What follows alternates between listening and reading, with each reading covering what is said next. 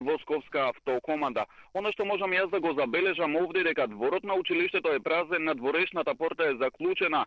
Исто така овде има само раздвиженост на лица од обезбедувањето. Ние успеавме да стапиме во контакт со дел од учениците кои што учат во ова средно училиште. Велат дека вратите од училиштето се заклучени, часовите почнуваат 5 минути порано, а за време на одморите професорите се во ходниците од училиштата.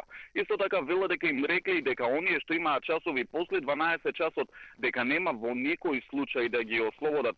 Тие велат дека не ги пуштаат на протести и сето тоа го земаат на нивна одговорност. Исто така велат дека побарале список кој не е на училиште и тој список бил однесен кај директорката, а за време на час и на одмор обезбедувањето стои на вратата и е заклучено со катанец.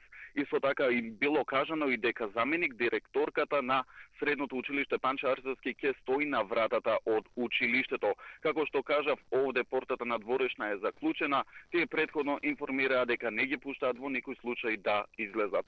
Каква е состојбата од терен? Екипа на 24 вести проверува и во другите средни училишта во Скопје. Повеќе информации околу состојбата во следното издание на Вестите. Студио.